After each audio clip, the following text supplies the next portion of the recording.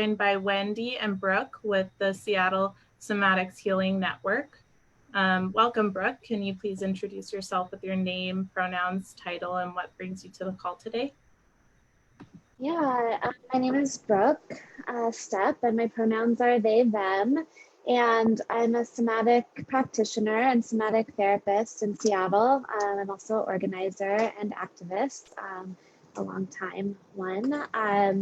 And what brings me to this call is one, I'm queer, and I'm really excited about supporting our queer communities during this time of both the global coronavirus pandemic and then really this uprising that is really saying no to anti-Black violence. That's really saying no to systems that are committed to our death, and these movements that are saying yes to aliveness and yes to our liberation. And I just really know and believe, and in my long time inside of movements, just know that healing is a very necessary part of the work for liberation. So I'm here to share that with my queer community.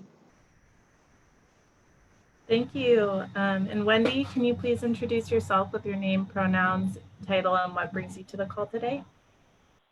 Sure. I'm Wendy Elisheva Somerson. I also use they, them pronouns. I'm a somatic healer. Brooke and I actually started training together 10 years ago. So we also have a long history.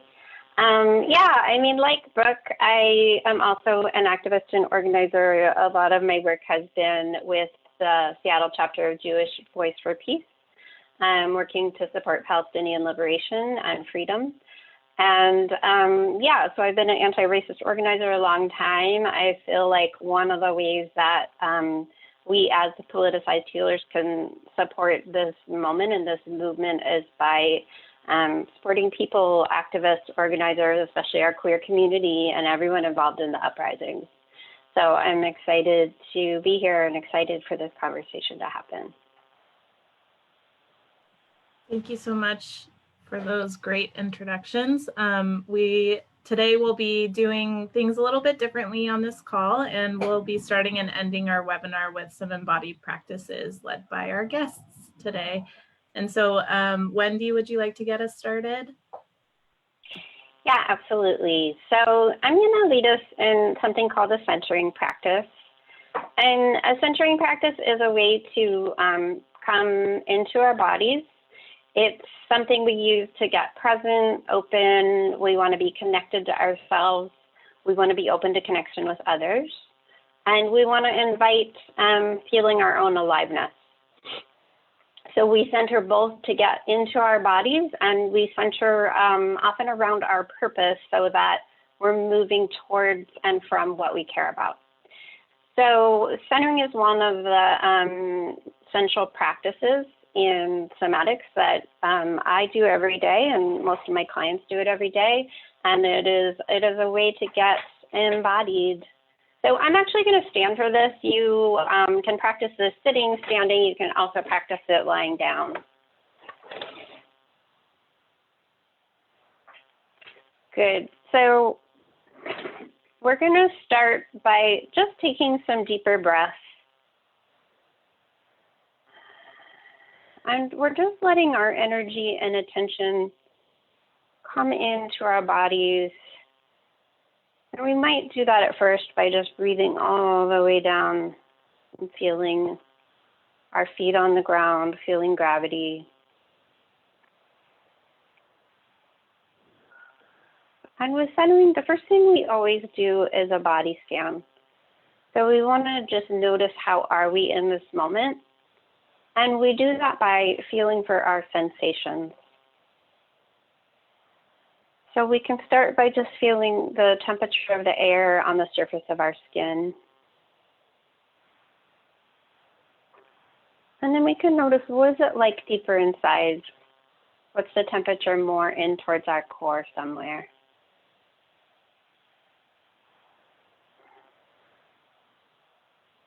We're also feeling for our own aliveness. So what's moving inside of you? That might be your heartbeat. your lungs moving as you breathe, tingling, twitching. And we're also noticing where is it more quiet or still.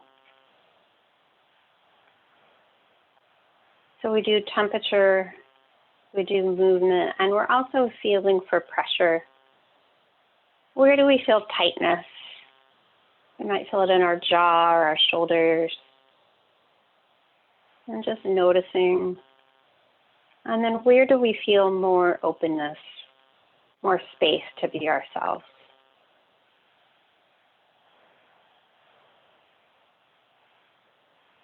And then our mood comes out of those sensations.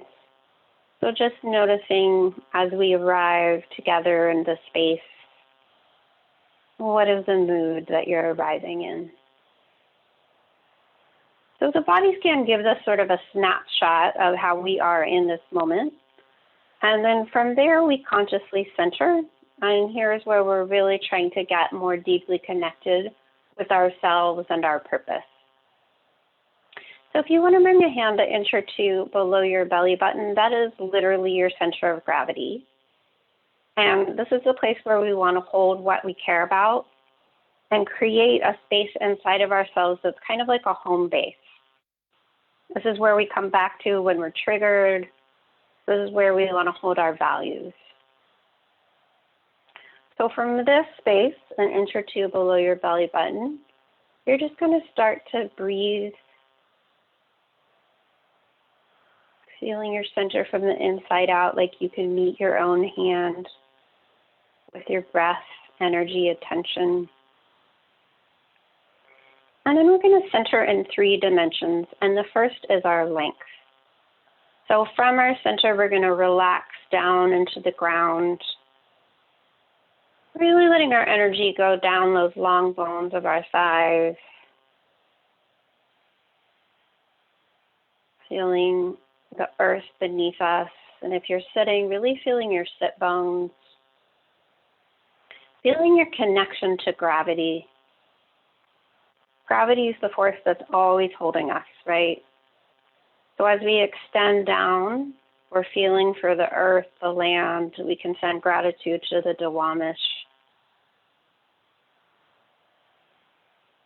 And we feel our own, right, our own sense of connection here. And then from that strong magnetic base, we also from the center want to extend up through our spine, out through the top of our head, and just feeling ourselves. It's like both directions we get longer, we get taller.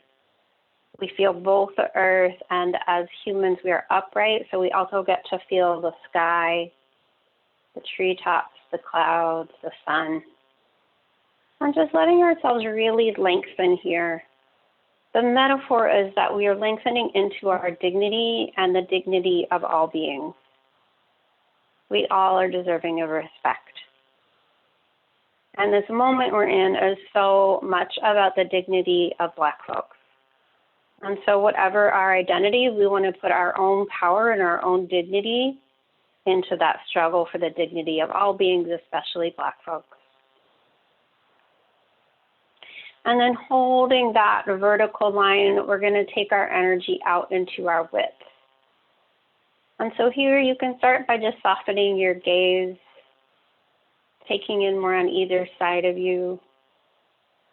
And a soft, wide gaze can help the rest of our body cue out and feel that softening and widening. Good, so we can really relax our face, relax our tongue in our mouth, and breathe across the width of our jaw. Taking a breath into the width of our shoulders, our ribs, our hips, each leg.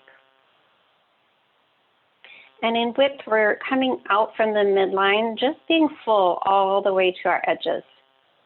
We want to inhabit the space we take up with our presence. And when we do that, this is the realm of connection. So this is where we find choice and agency. We can set boundaries, we can get more permeable, we can have yes, no, and maybe to different kinds of relationships. So this is the relationship realm, and we want to have agency and choice. And when we get full, we can make those choices. When we hide in the midline, we're usually kind of on a default setting. Good, so we're gonna hold our length, we're gonna hold our dignity, we're gonna hold our width, our connection, interdependence. And then we're gonna feel for the back body. So here you're feeling the back of your head. You might feel where your clothes touching at your back body, back of your legs. And we want to open here. So we're really feeling that aliveness at the back of our bodies, and we're opening up to the past. So what has come before us? And this is in our own lives, all the wisdom we've gained so far. And this is in the lives that come before us. So here we're feeling for our ancestors, we're feeling for lineage. And we're feeling for, right, our queer histories, histories of anti-racist organizing, all that is at our backs. The movement for Black lives, and all of the organizing and Black-led organizing that happened before that, fighting for Black liberation. It's at our backs in this moment. And what we want to do is feel that and just let ourselves rest back a little bit. Whatever our position, there are those who've come before us who are fighting for justice. And we can feel that at our backs. And from there, it's just like imagining there's that river of people and beings at our backs and just letting it flow through us. So you can feel from the back to the front of your ribs, feeling your diaphragm move back to front as you breathe. And then we're bringing that energy and attention to the front plane of our body. So just waking up here from our nose to our chest, knees, toes. We're also orienting to what comes next. So in front of us is the future, the horizon. We're looking toward this world to come. And we want to feel, what are our commitments? What are we moving toward? And how do we stay present so that we have and carry our past with us, but we're not kind of hanging back in it? And we also are ready to move towards the future that we want to build, but we're not leaning forward. We're just balanced. Good. So we center in our length, we center in our width, we center in our depth.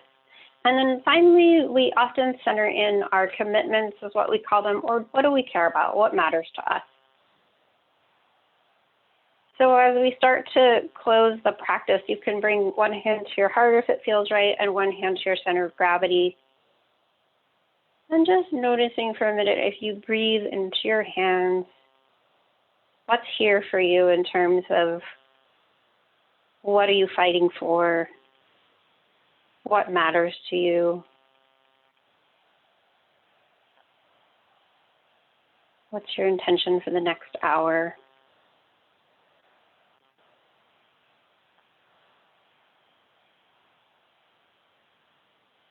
And just noticing how you are. Taking one more breath here. Good, and then we'll come back together. Thank you all for joining me in that centering practice. Thank you so much for leading us in that. Feels really good to be able to do that with this community. I know that we've been talking about some really intense and stressful things on these calls, so it's really nice to have some space to come back into our bodies and find center. So thank you so much. Yeah, you're welcome. Yeah, so maybe we can just dive into some questions. So yeah, let's see, what is somatic healing to each of you? Whoever wants to take this question can go first. Go ahead, Brooke. Yeah, sure. give you a break. Thanks for that amazing centering practice. It is, I'm sure you feel this, Wendy, like as a practitioner, it is such a gift to be led. So thank you for your leadership in that. It was awesome. What is somatic? So Clara, like you're saying, in times of intensity, it is so important to have our bodies to come back to, ourselves to come back to. And really a central tenet inside of somatics is that we can come back to our bodies, or our bodies can be like a home that we can come to know or come to feel our sense of connection, as Wendy named, that we can come to feel our bodies as a place of dignity, that we can come to feel our bodies as places of safety that the world doesn't provide, because we live in objectively unsafe conditions, as we all know, in the middle of this uprising for Black lives and as we live through this coronavirus pandemic. But we can regenerate a sense of safety through our bodies and with each other. And so fundamentally, somatics is a practicable theory of change that really allows for those possibilities to become true. Yeah. So somatics says that our bodies are the primary sites of our agency, and that it's through the body that we heal. It's through the body that we transform individually and collectively. And so, what we know is that trauma and oppression really take away our ability to have safety, dignity, belonging, all of these things that we've already named, and these things that Wendy addressed in the beautiful centering practice they led. But with somatics, we can come to embody what we care about. We can actually begin to develop the competencies to keep moving towards our commitments, as Wendy named, even under the pressure of the world that we live inside of. So one thing that we say in somatics a lot of times is that it takes 300 repetitions of something before it becomes embodied in us, like it becomes possible for us to do. And then it takes 3,000 repetitions of something before it becomes our go-to move under pressure. And that's important just because we're always practicing something, like our nervous systems are always doing something. And we just want to be really aware of what it is that we're practicing. And we want to be practicing, I think, towards healing, towards liberation, towards what we care about. So somatics just gives us a path towards that. So we're not just like blowing in the winds of the incredible pressure that we're under, but we get to live these lives of meaning and choice and contribution, all those things. Yeah, that's great, Brooke. I second everything you said. The only thing I would add is one thing I've been thinking a lot about is that racialized capitalism and obviously white supremacy, they thrive off our disembodied, right? So they thrive off dissociation, not feeling ourselves, just being like these minds. And the reason they do is because when we think of ourselves just as minds, or like our bodies carry our minds around from meeting to meeting, then it's much more easy to feel disconnect, right? Disconnect from the land and disconnect from each other. And that physical and emotional disconnection means lack of empathy, treating each other poorly, objectifying each other, objectifying the land. And we really can't successfully fight back against white supremacy and racialized capitalism without feeling ourselves first and feeling the ways that we're connected to each other. And so that's one of the reasons I think I've just been thinking about. It's like we absolutely need to be more embodied so that we can do something different, and so that we can start to build towards this world where we can feel our interdependence and the ways that we are connected and the ways that we're connected with the land. And, and it's like, it's just becoming more and more clear to me the more and more I think about it, is that colonialism and white supremacy, it relies on objectifying the land and seeing anyone who is in close connection with the land as somehow lesser than. And then that cuts off our own connections to land. And so there's just a lot in, I think, our connections to each other and our connections to the land that we start to get to feel into when we come back to our bodies. So I think that's just something I've been thinking about that I just wanted to add. But yeah, I think Brooke's absolutely right. We see mind, body, and spirit all aligned as the way that we actually heal and can deeply transform. Thank you so much. I mean, Oh, with yeah. that, yeah, one more thing just to add, to riff on that, Wendy, is that you really spoke to is like our bodies. We have these individual bodies, right? But then we have these bodies that are like right now, all of us on this call together are a body, right? And then we have this body that also includes the land, as Wendy is naming. And so we can't exclude all the ways that bodies exist. Our body is not, I mean, the more that, I don't know, Wendy, how you feel like 10 years into somatics, but like the more that I've practiced, it's like, oh, the more I recognize that my body is not just my body is influenced by all these other bodies, and what is just mine is pretty illusory or pretty not here oftentimes. Yeah, I love that, Brooke. And yeah, that's something I've been really thinking about too. And then what does it take? It's like so much of our work is how do we transform individuals? And then there's also this question of how do we, and I think we're in this question in the US and really around the world, but, you know, located here, I would say we're also in a question of how do we transform our collective body? So how do we transform from racialized capitalism into something else, like to the world that we want to create? And I just think it's like that collective body is so interesting to me. And like, what can we apply from what we know about healing and transforming individual bodies to how do we heal and transform our huge collective body is like a question I think I'll be in for the rest of my life for sure. Yeah. Always, yeah. There's like, and that's the great thing about somatics, right? It's like transformation is never done. Like we don't reach like a stop point. It's like, and not like in a perfectionistic way, but there's like always like a central tenet of somatics is that things change and things are always changing. We are part of a living, breathing process, and that is what aliveness is. And so it's like, what is the truth about the system, and then what is it that's wanting to come to life? What is the liberatory vision that's wanting to be here every moment, and how do we keep transforming towards that? It's like like liberation is not an end goal. It's something we keep doing over and over again. We keep choosing it, right? Yeah, absolutely.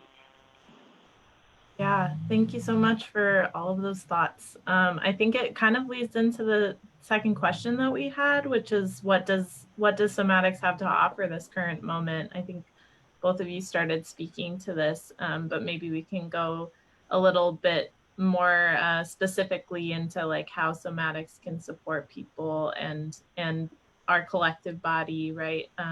In this time, as all this like pain and trauma is coming up and so visible, and also this like all of this collective healing and resistance is happening at the same time. Want to start, Wendy? Sure. I mean, I think that, like Brooke said, we hold inside of somatics that embodied transformation means that we change in ways that align our actions with our values. And so that even under pressure, and we're all under a tremendous amount of pressure right now, right, from a global pandemic and the uprisings, and how do we connect? And like, you know, so much has shifted in this moment. How do we still remember what's at our center, and how do we still come back there so that we can take actions that are aligned with what we care about? And I think it applies in our movements because we all experience groups or people that have a stated mission, but then act in ways that are really contradictory to that mission. And we've all found ourselves, you know, we do that ourselves, where we might have certain values, but under pressure, we're going to react based out of our hurt or our trauma.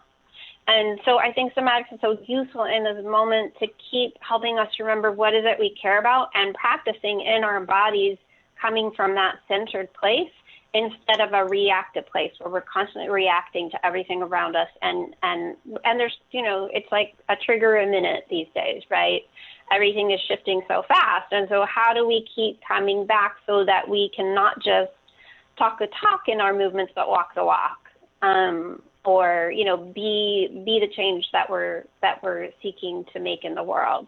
And so I think that that's one of the things that I think somatics has to offer this moment, is to really help us align our values and our actions. I can say more, but I know Brooke has something smart to say, so I will turn it over to you, Brooke. Okay, cool.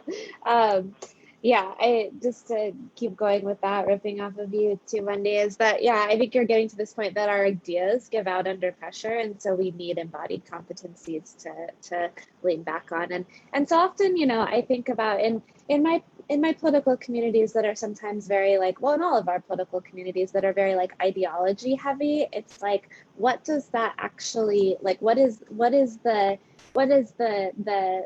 practices, or what are the practices that come from those ideologies? And sometimes they don't have very much that's practicable in them, or what's practiced inside of them are things that that I don't think are very aligned with liberation, like things like really being like, these are some big words, but like sectarian or dogmatic, like thinking that you are the only right, that your ideas are the only right way to be doing things.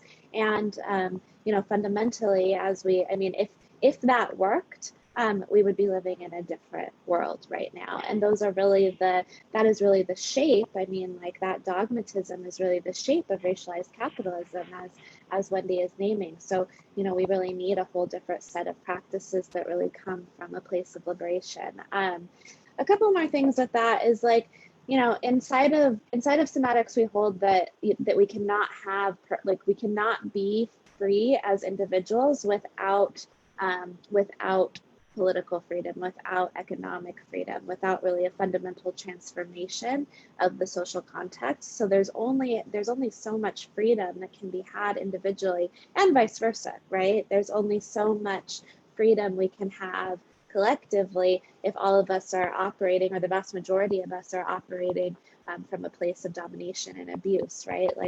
And we can see that, you know, it's like individually, many folks have practiced embodied skills that are landing in this kind of position of domination. And then we see our political landscape in the U.S. and globally really being one of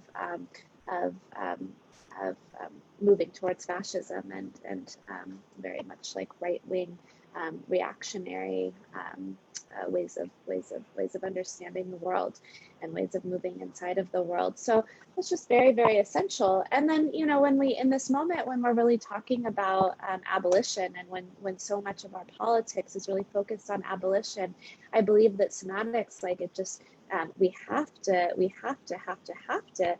embody some new skills, because what the carceral state is like really telling us is that punishment is the way to interact with each other, and that is like the only way that that safety can happen, right? And we know who that benefits. That benefits capital. That benefits racialized capitalism. Yeah, and so to actually embody or do abolition, we actually have to really we have to gain skills or learn new skills that are actually going to allow us to do abolition, that are going to allow us to find these other ways of knowing and feeling and being safe with each other. There's a great author and thinker, Ruth Wilson Gilmore, who does a lot of work on prison abolition for many years, and she says that abolition is about presence, not absence. And so somatics really has the offer for us to like move into more presence and to like skill up, you know, in this moment. So I said a lot there, but there's so much that somatics really has to offer us in this moment.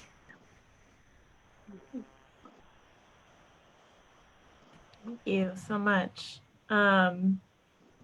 Yeah, I think a good follow-up and also something that that I'm wondering is just what are the different ways that you both have been supporting folks amidst the current uprising? I know that we we interacted through the Seattle Somatic Healing Network, and maybe you can talk a little bit about those calls that were happening for a while and maybe are still happening. I'm unclear about that, but yeah, I would love to hear more about the different things that you two are doing to support communities, especially even in your own political work that you both do, the organizing work that you do.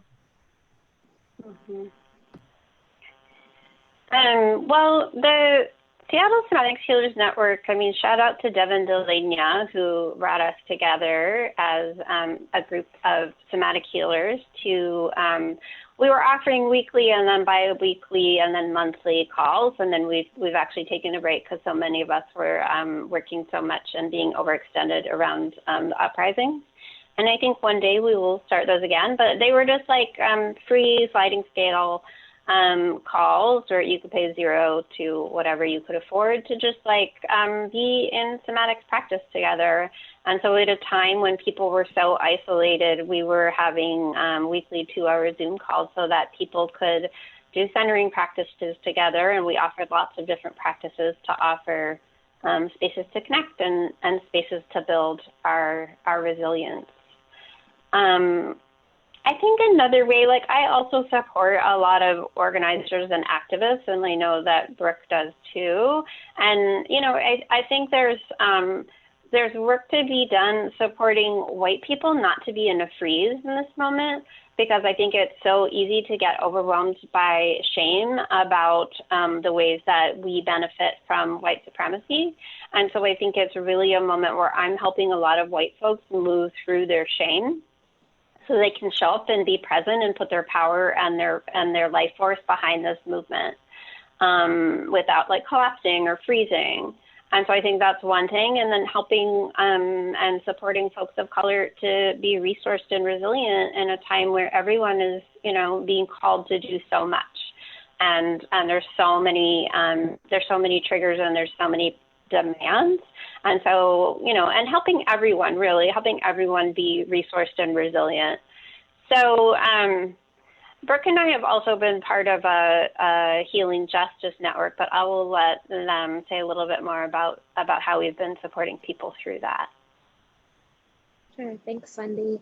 I'll also add on just, you know, as a practitioner of color too, I really see my work with BIPOC folks really being about like helping us to live into our full offer in this moment and to really like deeply feel our power that has been taken away by racialized capitalism, or like that we, you know, it's like sometimes it is so much more safe, or it is so much more dignified, or it is so much more connecting to throw away our power inside of these systems. And you know, I really see somatic work for all folks, but, you know, in this moment for BIPOC organizers being about fully embodying our power and like really our full imagination and our capacity for liberation, so that, you know, so again, that our ideas aren't necessarily what is driving movement, but it is really our hearts and our centers and allowing us to be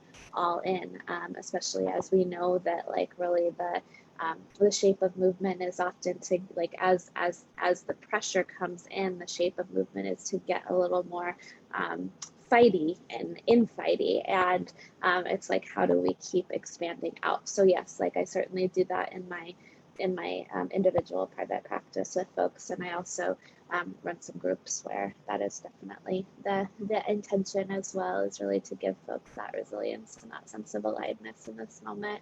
Yeah, and then inside of our work of the Seattle, I don't have a name yet, but inside of our healing justice work in Seattle, that is just like a project that feels so exciting to me. We are part of a larger mutual aid network that is really about supporting the movement for Black lives. And so inside of this mutual aid network, there are different ways that we really take care of the movement. So, you know, there's folks that do certainly supply work, there's medics, there's folks who are doing like other types of logistics work, there's folks that are you know, running car brigade and things like that. There's the folks who are taking care of like information security, and we are the healing justice spoke in that wheel that makes this movement possible.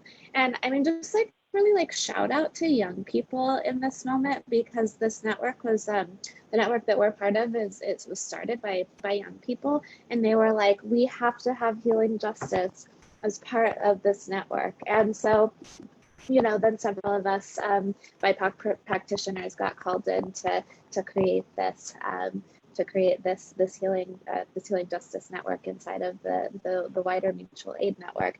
And so the ways that we have moved so far, we've done a lot. And I think that one thing that that Somatics has taught me is that it's okay to celebrate things, even if they haven't resulted in like complete and total liberation, or if they're very imperfect. And so I just want to honor the contributions that we've made. And so while Chaz or CHOP was still there, we had a physical space, a healing justice space, a healing justice tent where folks could come and just really be blessed up and just like actually take a break from the intensity of the rest of Chaz CHOP.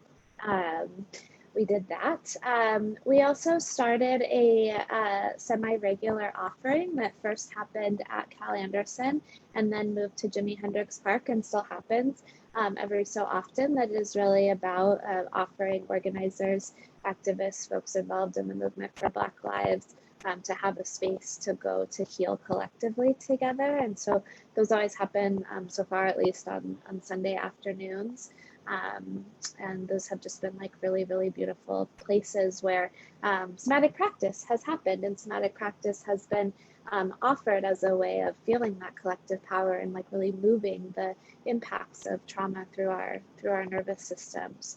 And then lastly, we gosh, we've done so much. Jeez, as I talk about it, we also have this list of, which thanks to Devin Delania, the master of logistics and making really beautiful Canva graphics always. She and with us created this database of politicized healers who are available to support folks in movement. And perhaps we can get that information to you, Clara, so you can give that to your networks too. But yeah, so it's like people who are involved in the movement for Black Lives can access politicized healers who are available to offer sessions for most reduced fee or no cost, but some I think at cost too. But there's accessible options there. And then, you know, I'll just say one more thing is that our vision, or something that we are really working towards creating, is really being on the ground as part of marches, as part of actions, to really be there providing support to people on the front lines, so that like healing doesn't just have to be something that's really like separate from like you leave the action and then you go get healing. It's like, no, like actually how we plan actions, how we do actions, how we are in the action together is already infused with this sense of healing. It's already infused with resilience, power, building capacity together, so that hopefully, because state violence is going to be there, right-wing violence is going to be there, as we know, but what do we do in the moment so that those experiences don't have to live in our nervous systems as trauma, or we have a way to move that through. Thanks so much. Yeah, I would love to, if you're able to send over that database, I would love to offer it as a resource to folks that are on this call. Yeah, and I think to close out, maybe we can just share, or both of you could share a story or two that demonstrates resilience of our communities during the pandemic and the current uprising.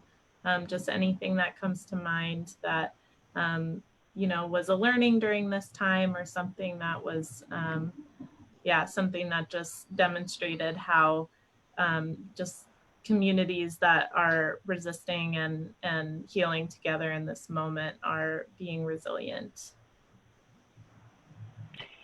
Yeah, I echo Brooke in a shout out to the young people who've been protesting. And we've seen changes both in Seattle and across the country and the world that we never thought were possible.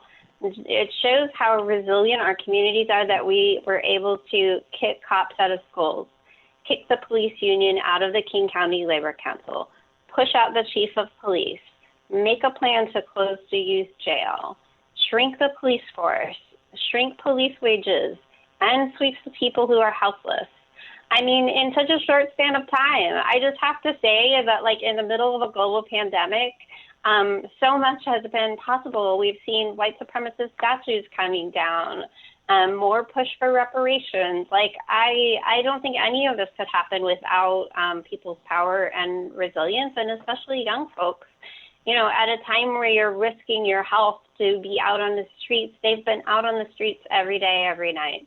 So I just think it's, you know, it's such a terrifying moment in terms of fascism, and it's such a hopeful moment in terms of all that has already been done and all that we can foresee happening. Yeah, that's beautiful. Thanks, Wendy. I think I just want to echo all of that and just say, like, more specifically, I think the fact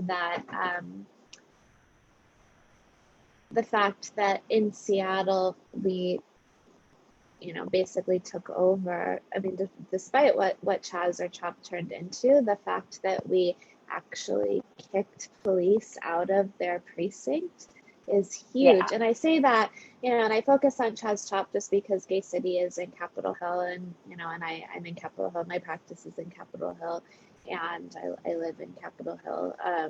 And so it's just like, wow, like, what a move for our dignity. What a move to say, like, fuck you to the gentrification of our neighborhood, and to have you know, Black and brown folks from all over King County to come back and really, like, reclaim that land as just so beautiful. And I think all of the things that have happened all over the country in terms of really actions against police stations and taking them over, or you know, just the very, like, spirited dignity that has been enacted in the name of Black liberation is just very, very beautiful. So every time a cop car gets burned down or a police station gets set on fire, to me, that is an act of amazing resilience and dignity in the name of our people, in the name of Black liberation.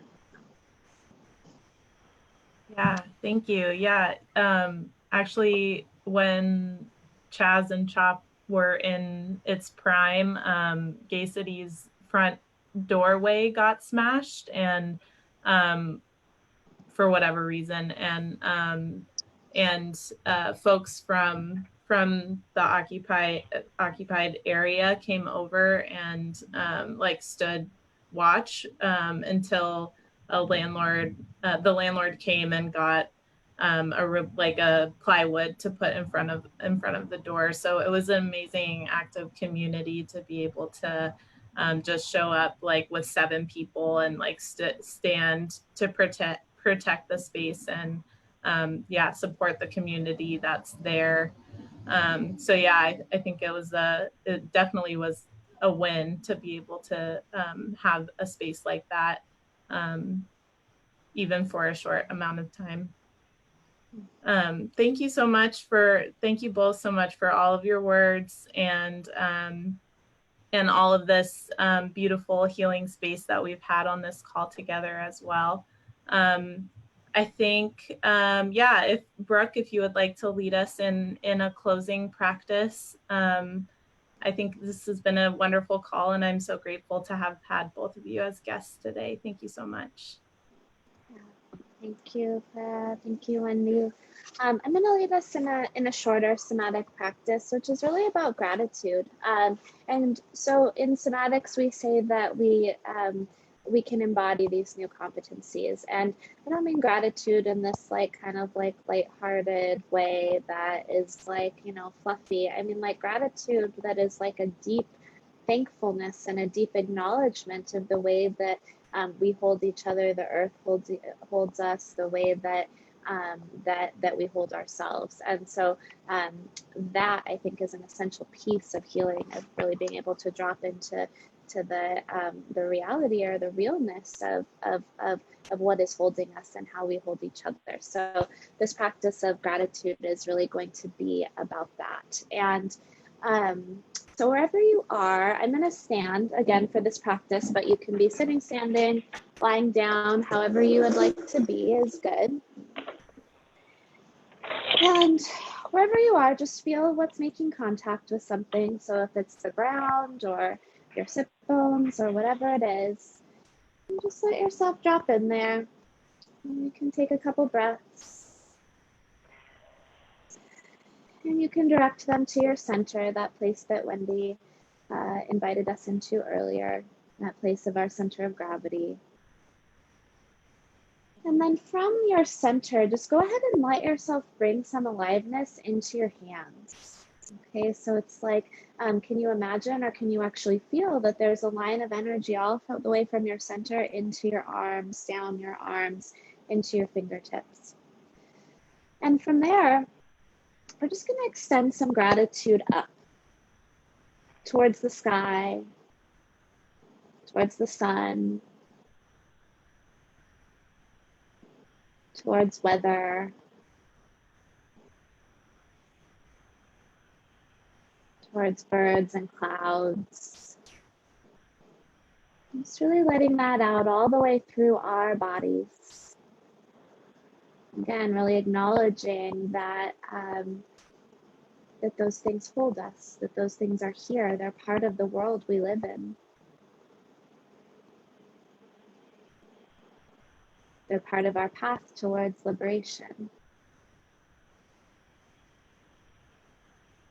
And then same thing down. So now we'll go ahead and extend that same gratitude towards the earth. Towards the soil and the people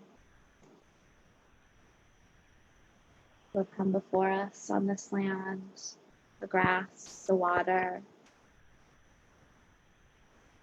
the earthworms.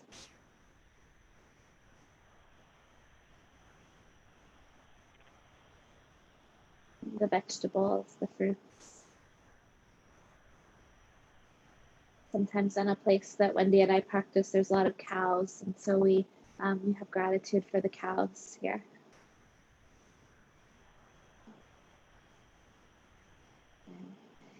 And then we take that gratitude and we extend it to community. We extend it to each other. So extending this to folks on this call, extending this to queer community, extending this gratitude to folks who are in this movement for Black lives, extending this this gratitude towards all of us who are doing our best to survive inside this unprecedented moment.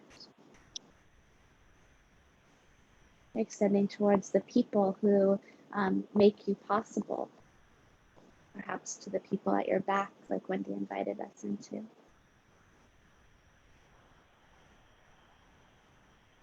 Good. And then lastly, extending to yourself. So putting one hand on your center and one hand on your chest, your heart.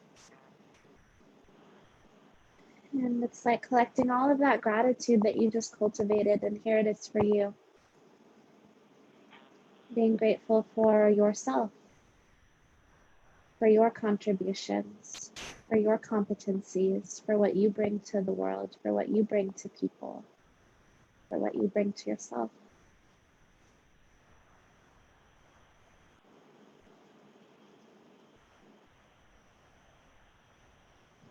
And then just letting that go and just noticing how that lives in you, how that feels, what's the impact of that.